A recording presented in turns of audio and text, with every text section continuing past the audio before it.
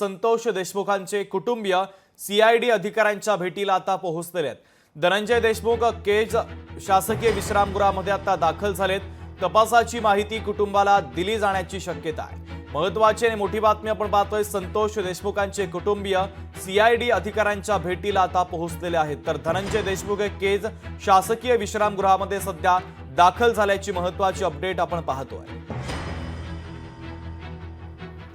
विकास माने आपले प्रतिनिधी या बातमीच्या संदर्भातले आत्ताचे अपडेट आपल्यापर्यंत पोहोचवतात। विकास, शुभम, निश्चित अतिशय महत्त्वाची घडामोड आहे, कारण की याच मागणीसाठी देशमुख कुटुंबियांनी या ठिकाणी आज टाकीवरती चढून आंदोलन केलं होतं। कारण की प्रमुख मागणी अशी आहे की जो आतापर्यंत या संपूर्ण प्रकरणामध्ये तपास झालेला आहे त्याची माहिती जी आहे ती देशमुख कुटुंबाला दिली जावी अशी विनवणी असेल, परत मागणी असेल ती धनंजय देशमुख यांच्या माध्यमातून करण्यात आलेली होती। आणि याच अनुषंगाने जर पाहिलं तर सध्या शासकीय हालचालींना वेग आल्याचं पाहायला मिळत आहे। कारण की या संपूर्ण प्रकरणाचे आतापर्यंत जो तपास झालेला आहे त्याची माहिती जी आहे ती सीआयडीच्या अधिकाऱ्यांकडनं धनंजय देशमुख याला दिली जाणार आहे। आणि त्यामुळेच निश्चितच या आतापर्यंत ज्याच्यामध्ये जी काही माहिती दिली जाईल त्याच्यामध्ये हे देशमुख कुटुंब समाधानी होईल का, सकारात्मक होईल का? कारण की उद्या पुन्हा एकदा जर यावरती मागण्यांवरती विचार केला नाही तर संपूर्ण गाव जे आहे ते आत्मदहन करेल असा इशारा जो आहे तो पुन्हा आज देण्यात आलेला होता। आणि त्यानंतर वाल्मिक कराड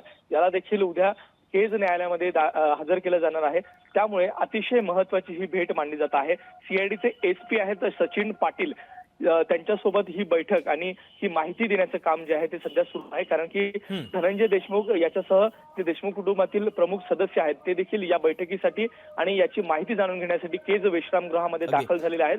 आणि यामध्ये सीआयडीचं आपण पाहू शकतो की सीआयडीचे विशिष्ट जे प्रमुख अधिकारी आहेत यामध्ये खास करून सचिन पाटील जे काही सीआयडीचे एसपी आहेत त्यांच्या माध्यमातून ही बैठक आहे। आणि ह्याची माहिती जी आहे म्हणजे जो आतापर्यंत संतोष देशमुख हत्या प्रकरणाचा तपास झालेला आहे, काय काय कोणाकोणाची चौकशी झाली होती, हा तपास नेमका कुठपर्यंत पोहोचलाय, काय धागेदोरे मिळालेले आहेत, याची माहिती जी आहे ती सध्या धनंजय देशमुख यांना दिली जाणार आहे। अगदी विकास, मुख्यमंत्री देवेंद्र फडणवीसांनी देखील सीआयडीच्या अधिकाऱ्यांना आणि पोलिसांना फोन करून तपासाच्या संदर्भातला आढावा आज घेतलेला आणि त्यानंतर आता देशमुख कुटुंबाला भेटण्यासाठी वेळ देण्यात आली आहे।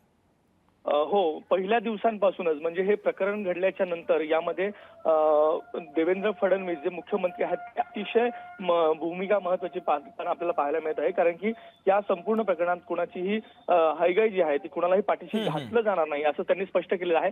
त्यामुळेच या ठिकाणी आपण पाहू शकतो की आज दिवसभरामध्ये जे काही आंदोलन झालं होतं या आंदोलनाच्या नंतर सध्या सीआयडीचे हे वरिष्ठ अधिकारी जे आहेत ते बीडमध्ये दाखल झालेले आहेत। आणि याच वरिष्ठ अधिकाऱ्यांच्या माध्यमातून सध्या धनंजय देशमुख यांना ही माहिती जी आहे ती दिली जाणार आहे। आणि ही माहिती दिल्याच्या नंतर हे कुटुंब समाधानी होईल का, उद्याचं आंदोलन रोखलं जाईल का, हे पाहणं महत्वाचं असणार आहे। कारण की आज जीव टांगणीला टाकून या संपूर्ण ग्रामस्थांनी त्याबरोबर धनंजय देशमुख यांनी टाकीवरती चढून आंदोलन केलं होतं। मात्र मनोज जरांगे पाटील यांच्या मध्यस्थीनंतर त्याबरोबरच जे काही तपास यंत्रणा आली होती त्यांच्या बोलणी झाली आणि त्या बोलणीच्या नंतर त्यांनी हे आंदोलन जे होतं ते मागे घेतलं होतं। मात्र आजच्या बैठकीनंतर धनंजय देशमुख सकारात्मक होतील का, त्यानंतर ते पवित्र काय घेतात हे निश्चित ते समोर माध्यमांसमोर येतील आणि ते समाधानी आहेत की नाही हे देखील स्पष्ट करणार आहेत। अगदी विकास, महत्त्वाचे अपडेट बातमीच्या संदर्भातले पोहोचवलेले आहेत। तुर्तास धन्यवाद। लोकशाही मराठी ऐका, पहा, जागरूक रहा।